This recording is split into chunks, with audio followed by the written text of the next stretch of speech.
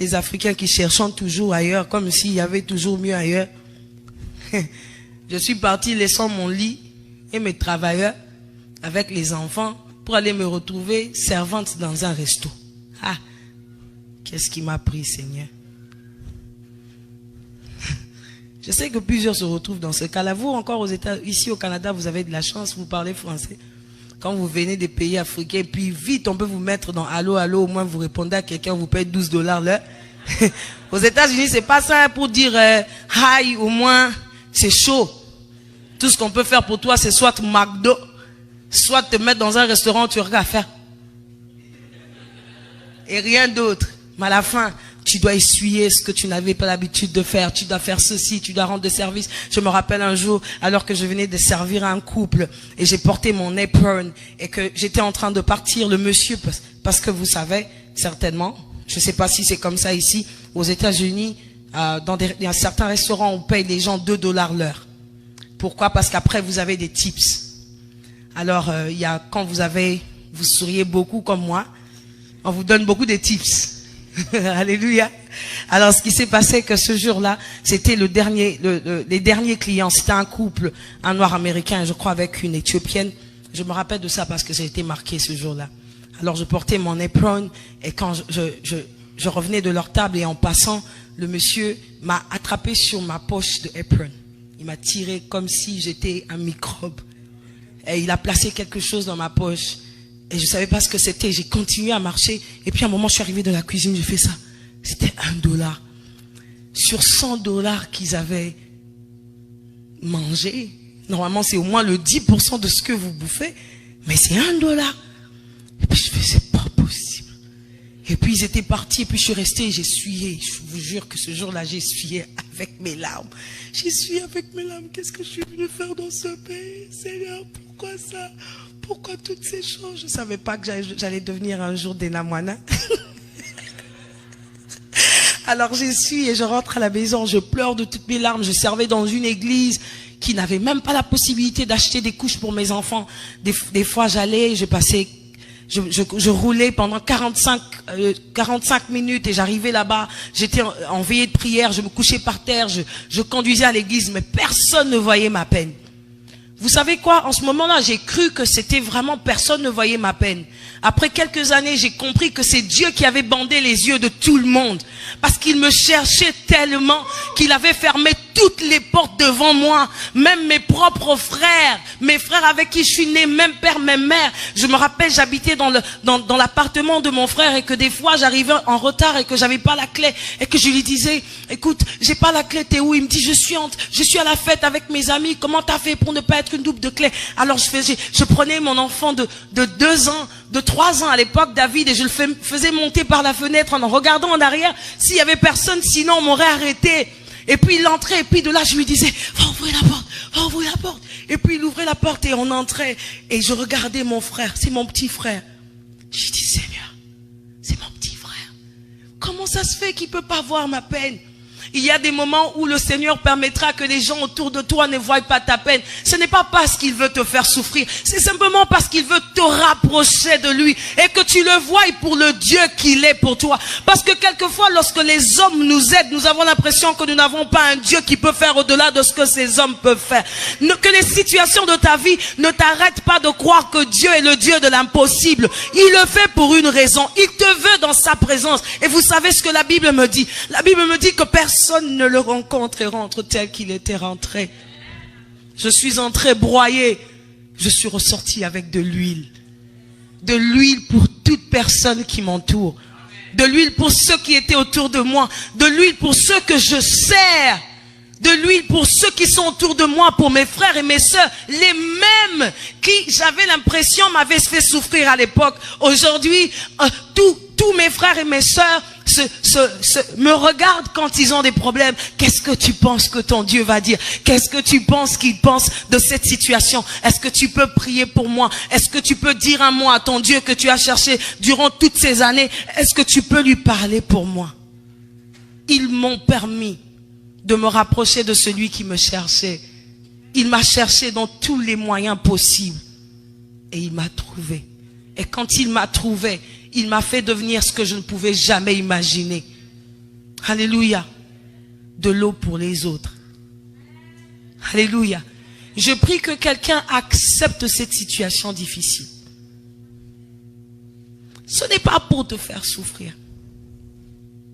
Vous savez ce que j'ai l'habitude de dire, c'est qu'un vase ne boit jamais de son propre eau.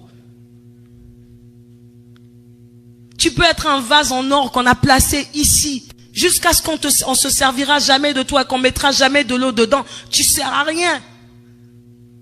Quand tu es placé à la maison et que c'est toi qu'on vient tout le temps prendre pour que tu puisses verser de l'eau, c'est là que tu trouves ta valeur, en versant de l'eau pour les autres. Il n'y a rien de plus beau que le service. Alléluia. Alors quand j'ai trouvé ma valeur, j'ai remarqué que ça avait changé autour de moi. J'ai remarqué que je n'avais pas envie de chanter pour chanter. J'ai remarqué qu'il y avait un autre désir. Chercher Dieu jusqu'à le trouver pour que lorsque je paraîtrai, qu'on le voie au travers de moi. Est-ce qu'on voit ton Dieu quand tu ouvres la bouche? Est-ce qu'on voit ton Dieu lorsque tu accueilles les gens à la porte? Est-ce qu'on voit ton Dieu quand tu es à la maison? Est-ce qu'on voit ton Dieu dans tout genre de service que tu dois rendre aux autres? Est-ce que tu donnes envie de servir ton Dieu? Est-ce que d'abord on l'appelle ton Dieu? Est-ce que tu as un Dieu? Je ne parle pas du Dieu d'Abraham. Je ne parle pas de Dieu d'Isaac, je parle de ton Dieu. Est-ce que tu as une relation si forte avec ton Dieu jusqu'à ce que les gens, quand tu viens, ils disent, dis à ton Dieu de bouger cette situation pour moi. Quand mes parents m'appellent aujourd'hui, ils me disent, Dena, prie ton Dieu pour qu'il change cette situation. Quelquefois, mes parents me disent, on sait que tu ne nous appartiens plus. Écoutez, ça ne vient pas de mes frères, ça vient de mes parents. Et quelquefois, ça me fait mal. Mais ce n'est pas moi qui mets ça dans leur bouche. C'est eux qui disent quelquefois aux gens qui les appellent, on a besoin de Dena, ils disent, on ne peut pas l'appeler, ce n'est plus notre enfant. Elle appartient au monde. Elle appartient à son Dieu.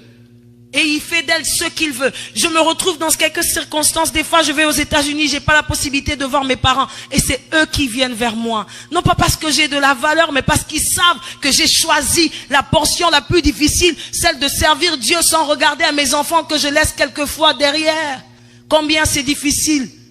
Je ne sais pas si certains d'entre vous sauront dans quoi ils vont entrer lorsqu'ils vont faire eux-mêmes, vont prendre eux-mêmes la décision de servir Dieu différemment. Alléluia. Je sais que je suis déjà entré dans les difficultés, mais est-ce qu'il y a un service sans difficulté? Y a-t-il possibilité de servir Dieu sans souffrir? Paul dit, pour moi les difficultés c'est devenu un gain. C'est ça qui me donne de la valeur. C'est là que je me retrouve. C'est là que les gens me remarquent. C'est quand je souffre. Je ne parle pas de souffrir, c'est souffrance éphémère. Je parle de se laisser conduire au point où tes désirs n'ont plus place. Peu importe ce pourquoi j'irai. On m'appelle dans une église. Ce n'est pas cette offrande qui m'importe. L'essentiel pour moi, c'est qu'une âme revienne à Christ, que quelqu'un soit restauré, qu'une vie soit changée, que quelqu'un retrouve le chemin, qu'une destinée soit retracée, que quelque chose de nouveau se passe dans la vie de quelqu'un, que quelqu'un soit baptisé du Saint-Esprit, que quelqu'un entre dans une dimension nouvelle. Tel est mon désir le plus profond, jusqu'à ce que mon papa n'a pas regardé l'église où je suis passé et qu'il a dit, tu as fait du bon travail, je me sens mal. Mais quel est ce travail si ce n'est de servir les autres? Je ne parle pas de servir Dieu. Peut-on servir Dieu sans servir les autres? Le vois-tu? As-tu la possibilité de le toucher? Si ce n'est par ton voisin, si ce n'est par cette personne dans ton église, si ce n'est par cette personne qui est à côté de toi. J'ai pensé aux difficultés. Et la première chose qui m'est venue à l'esprit, c'est la mort de soi. Il n'y a pas plus grand. Il n'y a pas plus grand que la mort de soi. Es-tu mort? Es-tu prêt à mourir? La Bible dit dans Jean 12, 24, si le grain de blé que l'on jette en terre ne meurt, s'il ne meurt pas, il reste un grain unique. Mais s'il meurt, il porte du fruit en abondance. Ma question pour toi ce soir est, es-tu prêt à être jeté avant de mourir? Ma deuxième question pour toi, es-tu prêt à mourir? Il y a deux étapes. Où on te jette et tu acceptes et après tu meurs. Est-ce que tu es déjà mort? Ou celui qui vit, c'est encore toi? Ce sont tes désirs, tes sentiments. Ce jour-là, quand tu viens à l'église et que la sœur Déna n'a pas chanté la chanson que tu aimes, tu dis l'adoration n'était pas ça. Je t'ai donné à toi. Est-ce que c'est pour toi que j'ai chanté? Si mon papa s'est réjoui ce jour-là, toi, parce que ce sont tes sentiments qui te conduisent encore. J'ai atteint un niveau où, malgré ma qualité de chant, quand j'arrive quelque part, même quand quelqu'un chante mal, je parle en langue. Je fais mon culte à fond. Parce que je ne suis pas venu rencontrer un homme. Non, ce n'est pas cette chantre ou ce chantre qui chante comme un crapaud qui peut m'empêcher de rencontrer mon Père. Combien sommes-nous ici? Aujourd'hui, le culte, c'était pas chaud. On n'a pas dansé. Ou l'habitude que j'ai dans les concerts, c'est que tu n'as pas chanté ma chanson. Hey, c'est toi qui avais composé ça, quoi. Mais achète les CD et puis écoute. Si le Saint-Esprit ne m'a pas mis cette chanson dans le cœur, je ne la chanterai pas. Sais-tu le pourquoi? Parce qu'il m'envoie dans la direction de son peuple. Je ne le fais pas pour faire plaisir ni à moi ni à vous. Mais il y a une personne qui est venue ce jour-là, qui avait besoin d'entendre « Tu es Emmanuel » et non pas Saint-Esprit. Tu sais pourquoi? Parce qu'il ne connaît même pas c'est quoi le Saint-Esprit. Comment pourrais-je te présenter quelqu'un? Plusieurs fois, je me suis retrouvé aussi quelques endroits où on dit « Ah, c'est Déna et tout ». Et puis on dit à quelqu'un « Tu connais pas Déna ?» Et puis la personne fait « Non ». « Ah, c'est vrai ?» Et puis elle fait « Non ». Et la personne insistement, j'ai fait « Elle a dit, elle me connaît pas, c'est quoi ?» Comment tu veux qu'elle te prenne de la valeur, la même valeur avec laquelle toi tu me prends? Elle ne me connaît pas. Pourquoi tu veux que je te parle d'un Saint-Esprit que quelqu'un d'autre ne comprend pas? Ce jour-là, c'était peut-être simplement un ami dont elle a besoin, dont il a besoin. C'est pas ton Saint-Esprit que toi tu connais déjà. Donc ce jour-là, ne sois pas déçu. Jusqu'à ce que tu es connecté à l'Esprit de Dieu, tu peux être capable de savoir et de sentir dans l'atmosphère que ce jour-là, c'est ce que Dieu voulait. Et rien d'autre. À ça, j'ai envie de parler au chantre ce soir. Tu as fait ton programme avec 5 chansons. Quand c'est pas 5, tu n'as pas fait le culte. Donc vite là, nous tous on est, je viens dans ta présence, le cœur assoiffé. Et puis tu vois les gens prier. Et puis pouf, tu nous changes et tu nous sors dans l'atmosphère. Frère. On était entrés, tu nous fais sortir du Saint des Saints comme ça. Parce que toi tu avais un programme à respecter. Come on. Sense. Oh, j'ai provoqué des gens ce soir. Les choristes, vous avez des problèmes, hein? Pardonnez-moi. Moi aussi, je suis choriste. Non, je suis en train de le dire parce que je sais combien ça fait mal d'arriver quelque part et tu entends un chant. Un seul chant que Dieu désire ce jour-là. Mais parce que j'avais 5 chants sur ma liste, je dois tenir compte de cette liste que j'avais écrite. J'ai envie de parler à quelqu'un ce soir. Mais j'ai pas envie de parler à quelqu'un qui va bien. J'ai envie de parler à quelqu'un qui va mal. Une période de ma vie, lorsque je servais le Seigneur, je venais de traverser une période tellement difficile de ma vie que ceux qui me connaissaient spirituellement me regardaient et disaient, quand on te voit, on voit un cœur brisé en 2. Non, pas en 2, en 1000 morceaux. Et l'homme de Dieu qui me parlait me dit, Déna, tu n'as pas le droit de faire ça. Je lui ai dit, faire quoi? Il me dit, allez donner ça au peuple de Dieu. J'ai dit, leur donner quoi? Il me dit, ta souffrance et ta peine. Tu n'as pas le droit. Je lui ai dit, mais qu'est-ce que je dois faire? Il me dit, concentre-toi sur le Jésus que tu dois présenter aux autres. Mets d'abord tes problèmes de côté. Combien d'entre nous servons le Seigneur en venant avec cette plaie que nous portons dans notre cœur? Quelquefois, lorsqu'on pleure dans la présence de Dieu, ce n'est même pas la présence de Dieu. C'est un souvenir, parce que dans les mélodies, il y a des sensations, il y a des choses. Et c'est cette mélodie qui... C'est même pas Jésus qui te fait pleurer. Tu penses à comment ta femme t'a trompé et que parce que tu es pasteur, t'as pas d'autre choix que de continuer à être avec cette femme, ou comment ton mari t'a fait tellement mal et que tu viens dans la présence de Dieu meurtri. Mais que tu dois servir le peuple de Dieu. Écoutez, lorsque Dieu nous place ici, nous avons l'obligation de nous oublier, de laisser Jésus parler. Quand je vous parle que c'est moi qui parle, je vous donne du moi.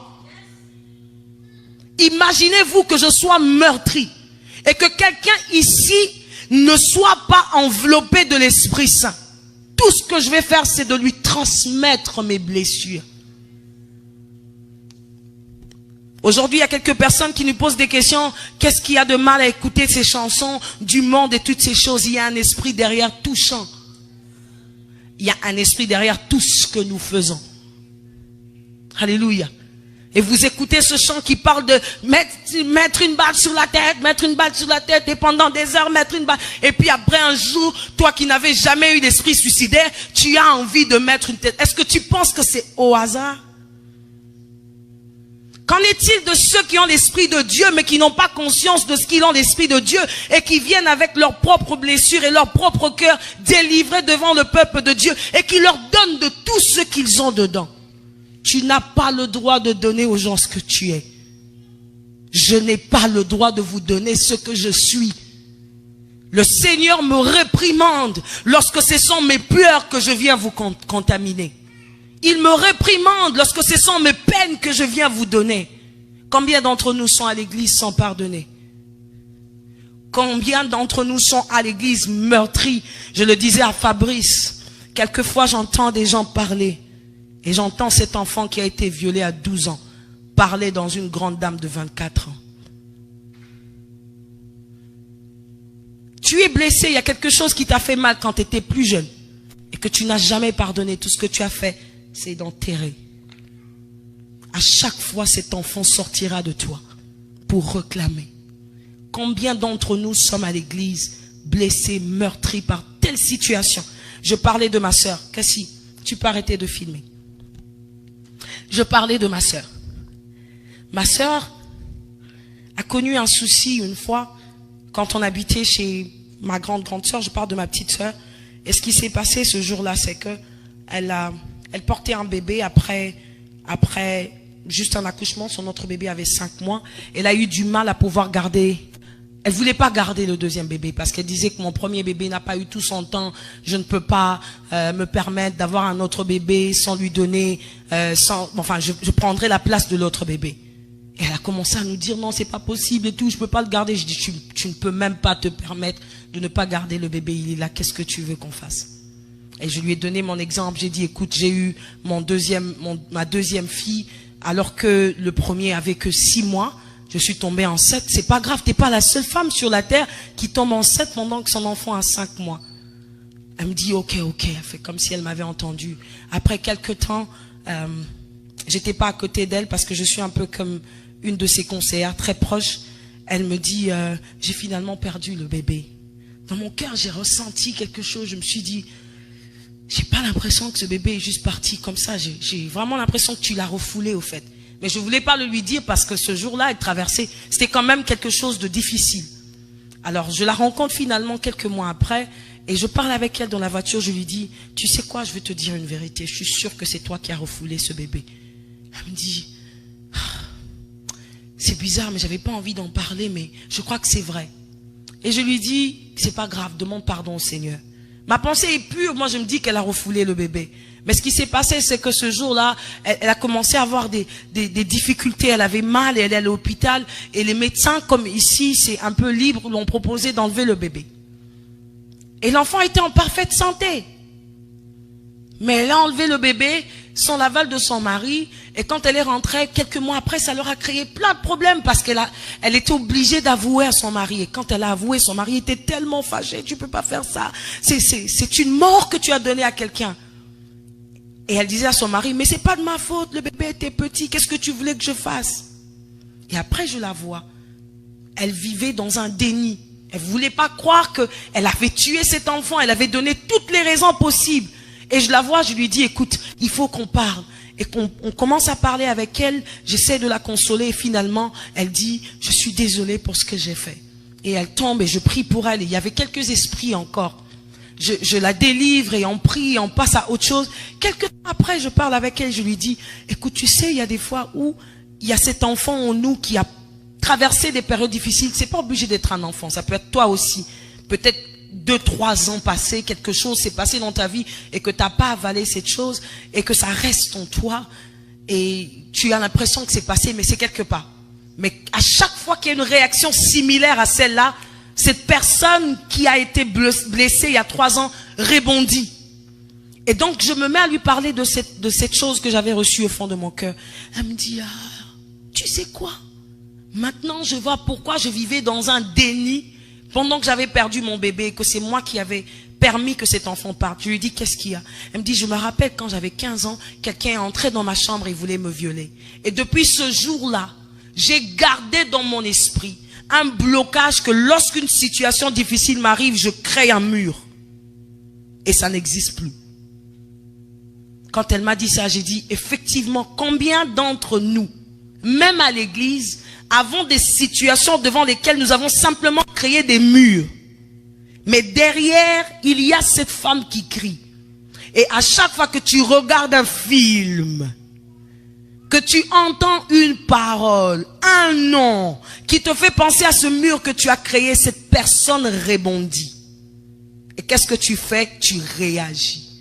La seule personne qui est au courant de cette réaction, c'est toi. Et pas les gens en face de toi. Nous en avons plusieurs dans l'église. Des blessés de guerre. Vous savez ce qu'un blessé fait? Il blesse.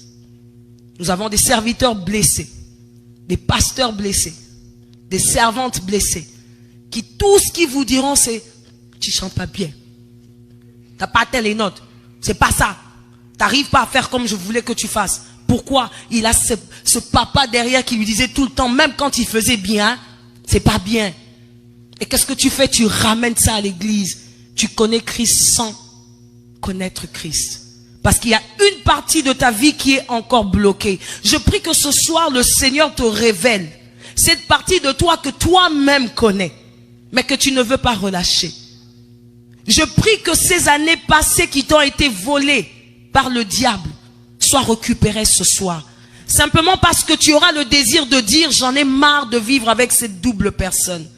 Je veux vivre, moi et Jésus, simplement. Alléluia. Est-ce que je parle à quelqu'un? Et c'est pour ça que je voulais parler non seulement de l'instabilité spirituelle, mais aussi de la stabilité émotionnelle. C'est important pour servir Dieu. Tu ne peux pas servir Dieu en étant blessé.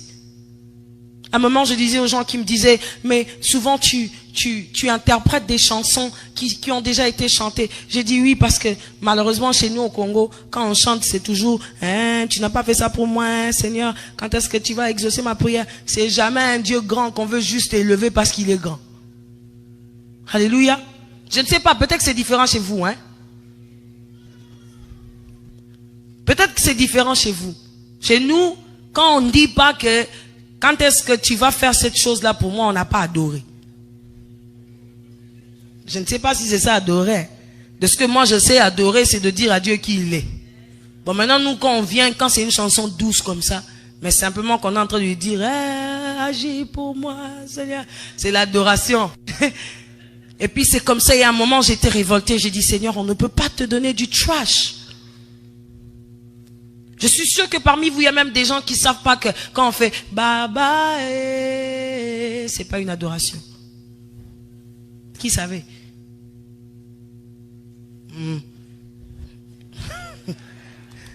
On va en parler une prochaine fois. Je voulais simplement parler au fait d'avoir une stabilité. Comment peux-tu te mettre devant et ne pas savoir ce que tu vas donner aux gens? Comment est-ce que tu peux être conducteur de louange en disant aux gens que chanter c'est prier 2 fois? C'est où dans la Bible? C'est écrit où? Il y a des gens qui sont ici qui pensent que c'est écrit quelque part dans la Bible. C'est pas biblique. Vous savez pourquoi? On ne lit pas. On ne puise pas notre source de la parole de Dieu. Comment peux-tu te permettre de venir devant le peuple de Dieu et leur dire que tes pensées à toi, sans pouvoir les conduire vers celui qui nous a sauvés, délivrés, changés, celui qui a permis que nous puissions nous lever devant vous et moi? Comment? Combien de serviteurs de Dieu, conducteurs de louanges, vont chercher dans la parole avant de venir? Combien même font des prières du genre, Seigneur, que la liste des chants rencontre le message que tu auras à donner au peuple de Dieu? Combien? Combien venons-nous dans des concerts pour ceux qui sont déjà dans le ministère actif et qui peuvent faire des concerts et tout ce qui leur plaît, c'est de pouvoir faire cette liste des chansons que les personnes vont simplement aimer. Sans demander à l'esprit, qu'est-ce que tu attends pour ton peuple? Qu'est-ce que tu veux que je leur dise? Que veux-tu que je leur communique? Que faut-il qu'ils puissent comprendre? Qui est censé aujourd'hui venir à toi? Comment le saurons-nous si nous n'allons pas le chercher? Ça, je parle de la stabilité spirituelle. Tu n'as pas de base. Laisse-moi parler de cette chose des mamies et des daddy. Tout le monde est daddy. Oh! Moi, il y a quelquefois quelqu'un qui vient m'appeler mamie. Je suis pas ta mamie. Je ne le refuse pas parce que j'ai envie de le refuser. Parce que dans mon sein, j'ai pas le lait qu'il te faut. Je te donnerai de la nourriture inspirée. Je n'ai pas été placé dans mon ministère pour toi. Tu as quelqu'un qui n'est pas connu dans ton église qui t'a inspiré depuis le bas âge. Et puis tu viens donner les mamies là à moi. Tu me connais? Tu connais mes combats? Parce que si je suis ta mamie, tu vas prendre aussi mes combats. Ça, c'est quelque chose que nous devons répéter, surtout à ceux de notre génération. Je les appelle génération fast-food. Vite, vite aujourd'hui.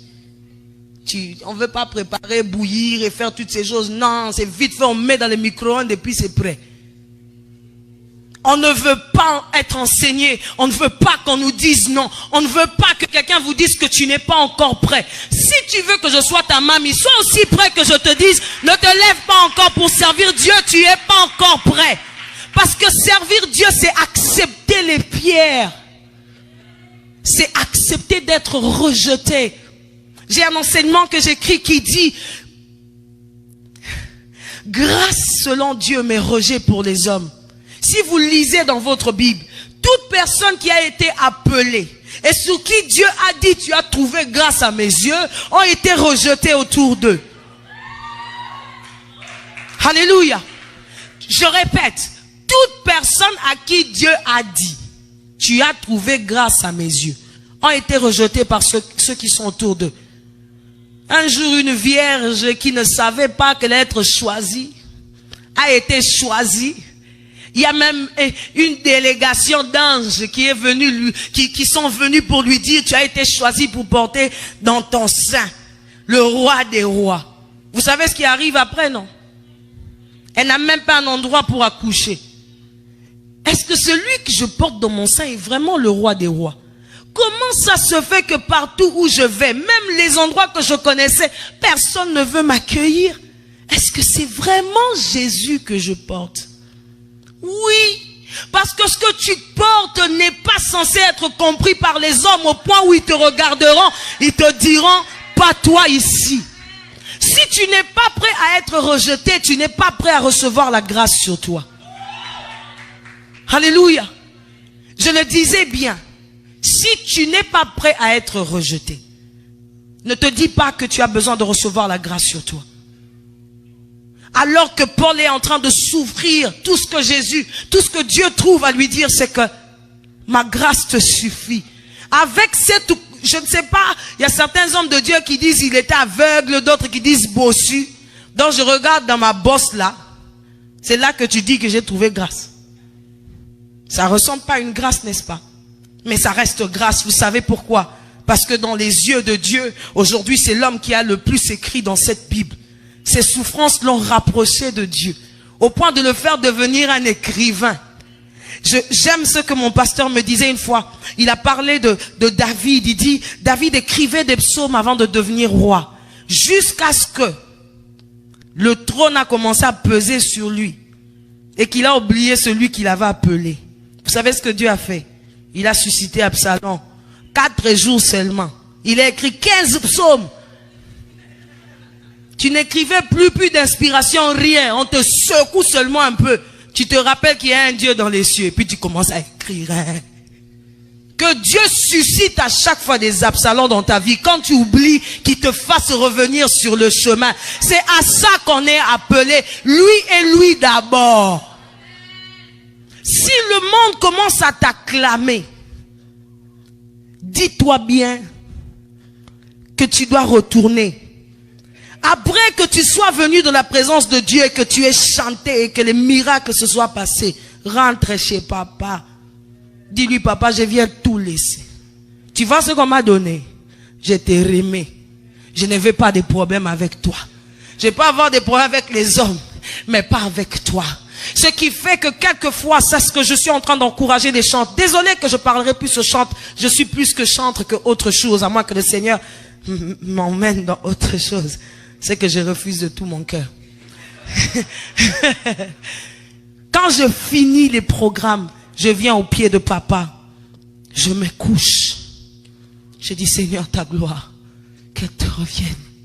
Je n'en veux pas. En lingala, on dit, ta gloire te va comme un vêtement. C'est fait à la mesure de Dieu. Ce n'est pas fait en notre mesure. Ça ne peut pas m'aller. Même si ça me va un peu, ça sera comme les habits qu'on avait donnés à David pour aller se battre. Ça sera tellement lourd que je vais perdre le combat.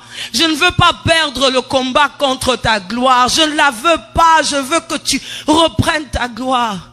À chaque fois que les hommes me la donnent, je veux que tu la reprennes, pardon. Quand j'oublie, rappelle-moi. Quand j'oublie, réveille les Absaloms de ma vie. Fais-moi retourner à tes pieds. Je ne veux pas ce qui t'appartient, à moins que ce soit toi qui me la donnes. Pas les hommes qui peuvent m'acclamer aujourd'hui et me jeter des pierres comme ce qu'on a fait à David. Le même David qu'on disait, toi tu as fait tomber des centaines, des milliers. Quand ça n'allait pas, on disait, va-t'en, on veut plus de toi. Les mêmes hommes qui nous disent, je t'aime. En Côte d'Ivoire, on dit, si je ne t'aime pas qu'on me... On dit quoi? Ah, voilà. Si je ne t'aime pas, je n'ai qu'à mourir. Des fois, je lis ça, je fais, ah, quel amour. Mais attends seulement que ta robe là ne lui plaise pas. C'est quoi ça encore? Elle n'avait pas vu mieux. La même personne là qui voulait mourir pour moi. Quand ce jour-là, je me suis pas bien réveillé, ma robe me va pas, et dit, là aussi maigri, hein. La gloire que les hommes montrent. La gloire que les hommes nous donnent.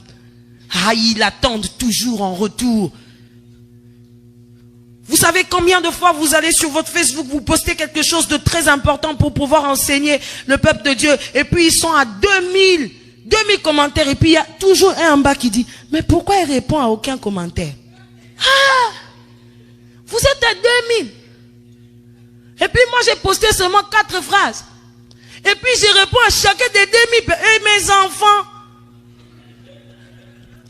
Et mon mari, je fais comment? Donc moi je passe ma vie sur Facebook. Il y a des gens qui vous posent des questions, des fois vous entendez, je fais yeah. Non mais lui là vraiment. Ça c'est pas un bébé spirituel. Ça c'est un cadet de bébé, je ne sais pas comment l'appeler, mais il est à l'arrière du fœtus. Je suis en train de vous parler de quelque chose. Cherchons Dieu pour Dieu. Cherchons-le pour le présenter aux autres. Il y a pas possibilité de servir Dieu sans difficulté. Il n'y a pas possible. C'est pas possible. Je répète, c'est pas possible.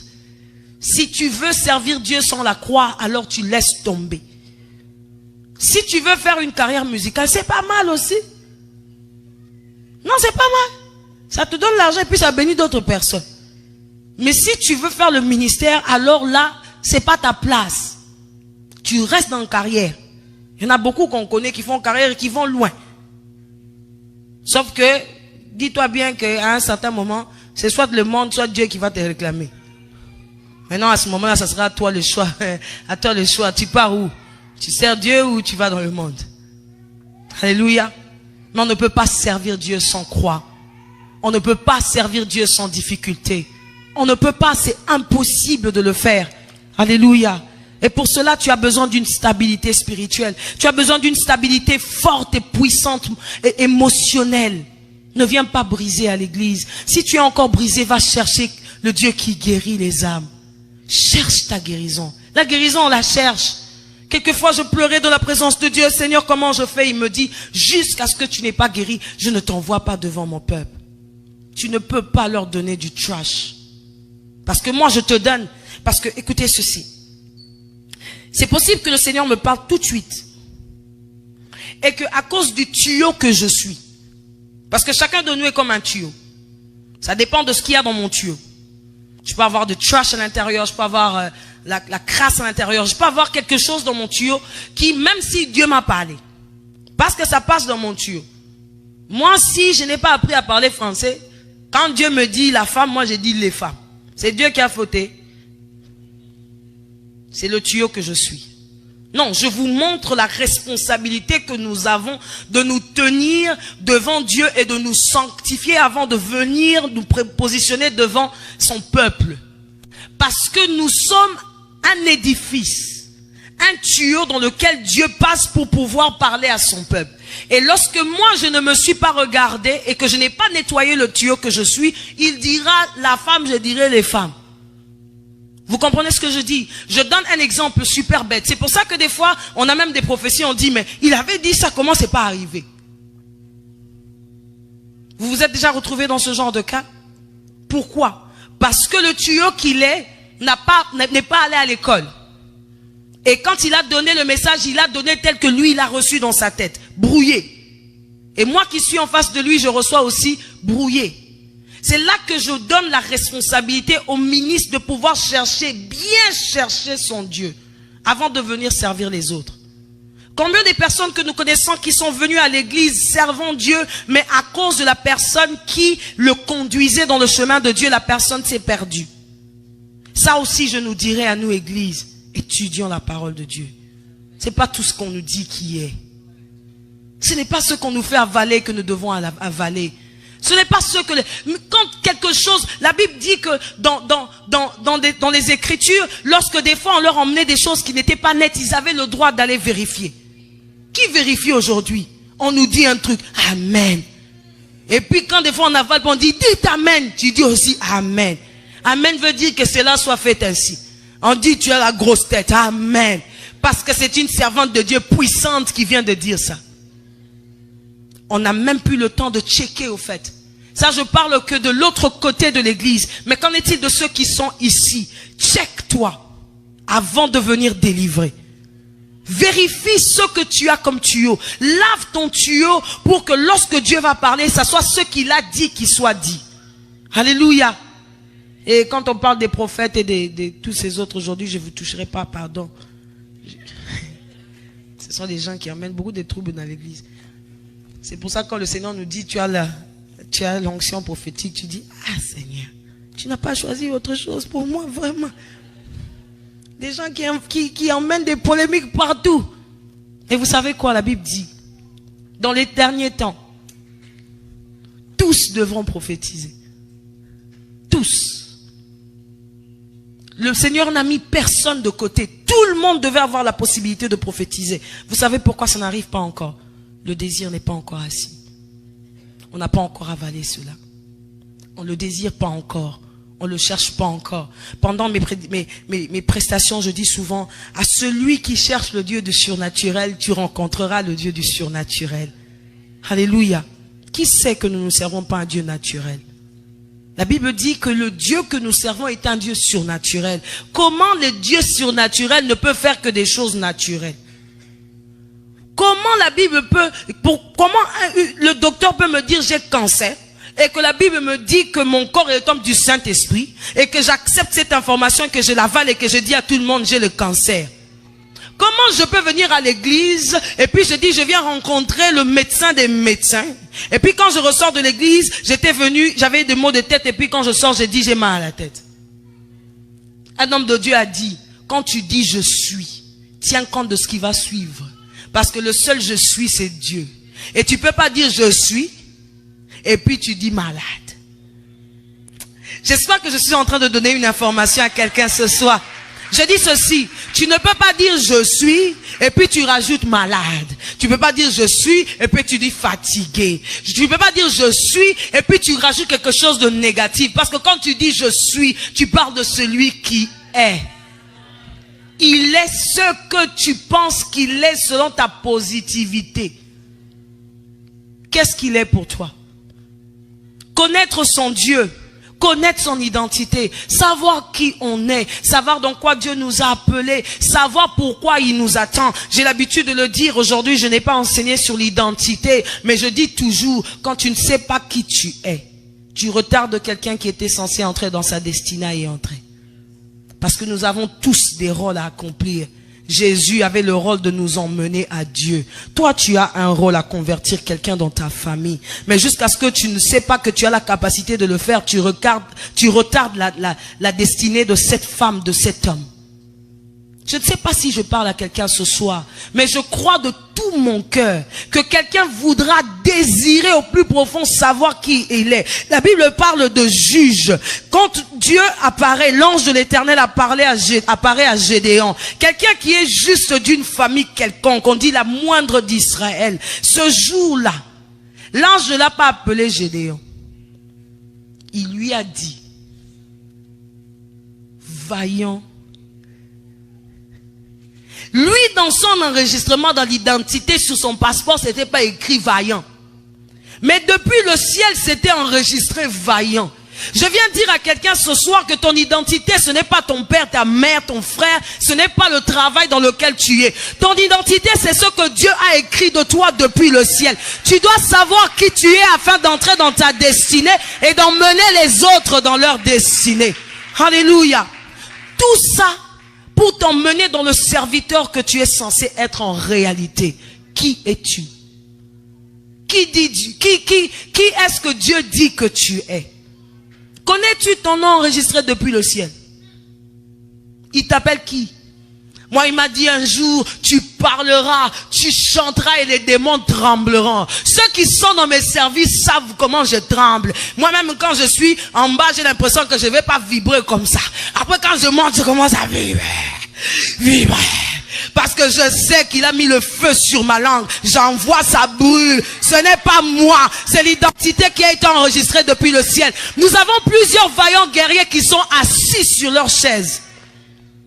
Jusqu'à ce que tu ne sais pas qui tu es. Tu regardes, tu retardes ta destinée à toi et celle de ceux qui sont autour de toi.